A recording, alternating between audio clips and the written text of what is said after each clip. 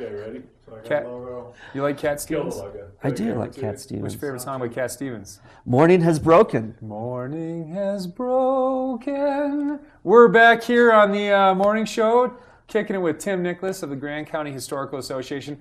Tim is also famously known for writing the commemorative 75th year anniversary Winter Park Resort book. Came out last year to celebrate their huge celebration. Now I don't know how many copies they produced of these. I mean, it was 3,000. okay. And Yeah, so they're all sold except for we're down to, I don't know, maybe 100 left. There's maybe a couple hundred at the most. So A hot if you don't topic, have great one, for go a get coffee one. table, great for your vacation home. But the book does overlap more than just the ski resort. You're going to see exactly what we're talking about here. These skis, to me, would be absurd to even try and get out there on, and this was just what they skied on. Yeah, back then. they're trusty Norwegian snowshoes. This was from the carnival in Hot Sulphur Springs about 1915, and I mean, look at that warm gear that they've got, nice wool, and then of course the Groswald ad in there. So there's a lot of variety at the beginning of the book. And we focused on Norwegian, and I've always skied on Rossi's French. Sure. What's the difference? Were these other countries making skis too, or what's going on? Well, Nordic was the beginning of skiing, so Norway, Nordic, but it was mostly cross country and jumping. And then in the 20s, So those guys are either going on flat or they're going to throw themselves way off the ground. There's no in yeah, between. or they do both. Yeah, Okay. exactly. Just nuts. You know, That's on the insane. same skis like we talked about. So I know what the Irish drink, but the Norwegians had to partake. Barney in beverages. O'Reilly, he was a famous jumping skier. So nice Irish The lad. Irish jumping. Yes. All right, so Anyway. we're into So- the 40s now. Groswald still, right? Yep, Groswald. So in the 30s, really the late 20s, and then in the 30s, we started seeing downhill skiing in the United States, in the western United So States. is it and back as far back as the 30s? as far back as the late 20s. So when they were coming through the Moffat Tunnel in 1928, again off at West Portal, they were downhill skiing there. And around that time, Groswald, being Norwegian, he started to take up alpine skiing. That's downhill skiing. Yep, It that's our was traditional alpine. locked Exactly. into the ski. Now, these guys And- weren't locked into the ski, were they? No, not at that time. Okay. I mean, now, of course. But at that time, they were still using the same primitive bindings in the So 20s. would this be comparable to what, a telemark binding now? Well, that comes on a little bit later, so in the late 30s. And Groswald starts using the cable bindings, which looks like the telemark Wraps around bindings your of heel today. and- Exactly.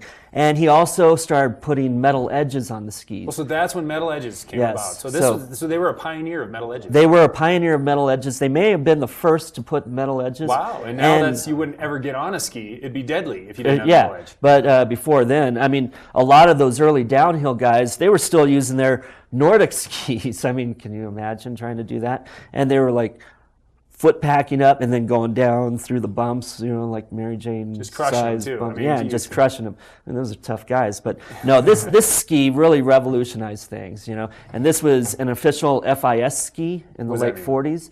So the International Federation of Skiing. Oh, okay. So, which is still the dominant organization today So in Alpine. now Groswald, I mean, this was a huge name back in the day. Groswald was. This is like Solomon or Rosignol, Yeah. Volkel. There were really two skis that people were going for, and that was the Northland ski, which was the biggest in the world, and then the Groswald ski. And the Groswald ski was the most desirable of them all. In fact, almost the entire 1948 ski team, Olympic ski team, used a Groswald ski. The 10th Mountain Division, they bought a lot of Groswald skis. The So- 10th Mountain Division is our military. I mean, Yes. That was the ski troops Those in World guys were War nuts. II. Yeah, exactly. Famous guys, you know, and this putting is their the kind of life stuff on the that these line guys for were, skiing.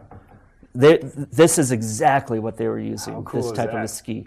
So with the metal edges. So we're going to kind of jump to what we don't have props for here, but when would we might see a wood go out and, I don't know, metal, plastics, those kind of materials? So that was started in the 70s? late 50s. Oh, back as 50s. And that kind of put an end to the Groswald ski because Groswald was a wood ski. So They became out of date, They and that was became the out end. of date. And then Northland Ski, the biggest ski manufacturer in the world, they tried to make the leap to the fiberglass ski. And, that ended up being the end of that company because they just couldn't make that transition. So now you have all these new ski companies that are, specialized in the fiberglass ski. So it really changed things. And that's the next step, and obviously that's gone through incredible evolutions. Absolutely. And, when you first had the fiberglass skis, you still had the cable bindings, and then they switched so the bindings to were what we have kind of today. made the adjustments. Yes. And our next segment here, we're going to step from then into now, and we're going to go down to Christie Sports and check things out. All right. Tim, thanks so much for coming. Absolutely, always a pleasure Ryan. to have you on the show. Sure With that, this Then and Now segment's been brought to you by the Grand County Crime Stoppers. Big thanks to those guys. When we come back, we'll be down. I'm going to step out of this place, and we're going to be down at Christie Sports right here in Cooper Creek Square. Singing more Cat Stevens? Likely not. See you shortly.